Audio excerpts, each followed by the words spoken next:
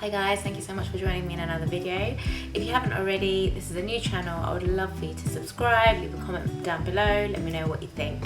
So let's jump straight into this. There are three statements that every investor should be interested in understanding. So I'm going to quickly run through what I think these are. When I first started out my journey in trying to understand what stocks are and how to invest, I had to get my head around where that information comes from and how to interpret that information. So I'm going to talk about the three statements that every investor, I think, should try and understand in order to make a decision about whether they invest in a particular stock or not, as they are. So the first one I want to talk about is the balance sheet. The balance sheet generally shows you the health of a company. It's important to analyze over a specific period of time, so it's not skewed over to one side. That is influenced, say, by a global pandemic or something. It does show you how robust a company is, especially over a crisis situation, especially when it doesn't generate as much profit as it may usually. The second statement to look at is the cash flow statement. This shows how the cash in a company moves through the account. It's important to look at this because it may highlight any problems in liquidity that the company is facing. One of the most dominant statements that I find investors tend to use and look at is the income statement. To be honest, this should form a huge part of the screening checks that you have in order to pick a stock, because it will tick any quality indicators that you have, in addition to the balance sheet and the cash flow statement. Another reason why it's really important is that a company can book all the profit in the world, but if they're not good at collecting cash, then there's no cash in the accounts, and the income statement will give an indication of what that kind of situation is in a company. As I was going through the balance sheet review, I wanted to set out some criteria that would really help me kind of delve a little bit more deeper into the company's financials. There are a few things that you need to be aware of when looking at the income statements. So there are the prelims, the interims, and the finals. The interims come out between the prelims and the finals. Prelims are generally a term for the accounts that are issued via the stock exchange before the end of the tax year. And that just means that there won't be any huge surprises at the end of each year as an investor. When looking at an income statement and going through the report myself, I like to work my way down the list. So I like to start off with the top line. So this is basically the sales that the company may have made. You guys know that I like to look at a few examples. So let's take Bloomsbury, the book publishing company, as an example. They publish books like Harry Potter. I'm not a super fan or anything, but I did go and see the theatre play in the West End, and I have to say I was really impressed with it. The level of magic on stage was actually quite good. It wasn't even gimmicky. So when it is back on, I do give it a thumbs up and a recommendation.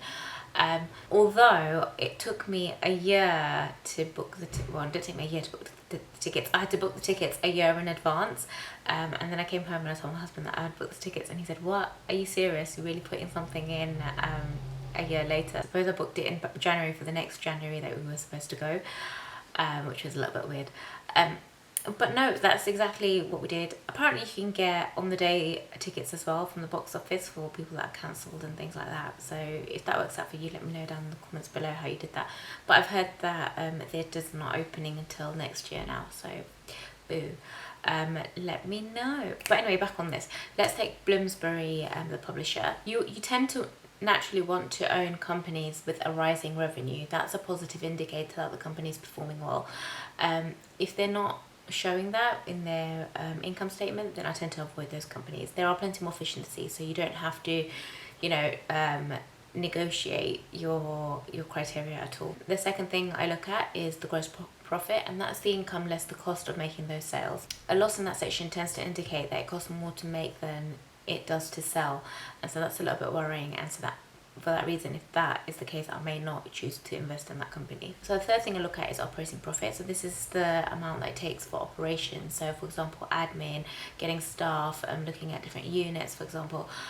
All of these things add up. Generally, you want this to be trending up, and if not, there should be a plausible reason as to why that isn't happening. The next thing, once we've taken all of those into account, we want to look at the profit before tax. And this is probably the single most important thing that you want to look at when investing in a company. Another factor you might want to consider, especially if you're a dividend investor, is the profits after tax, because this is the amount of money that will be distributed across the shareholders to pay dividends, and also it gives a good indication as to what the company will be performing like in the following year, and whether they can make any investments going ahead depending on the profits after tax. So now those are the basic components. So now we know the basic components. What we want to do is also know a few basic calculations.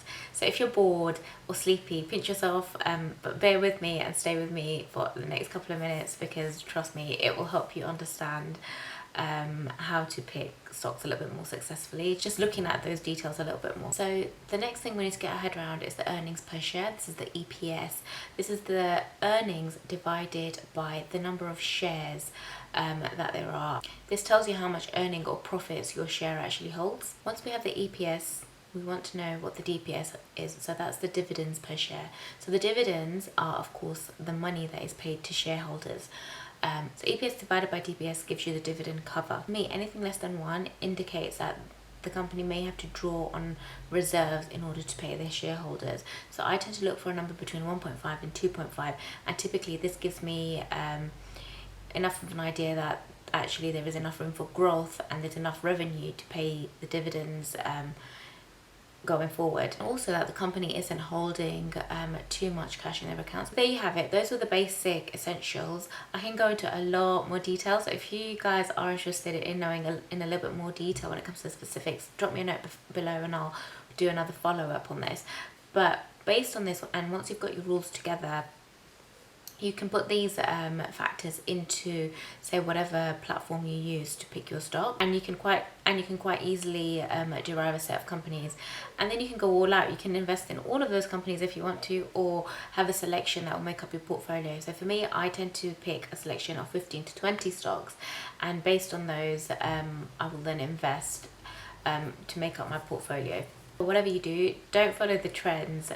Always follow and focus on the numbers and see where you are at and what is the most viable depending on your rules. So go have a play, go do your research, and let me know how you get on.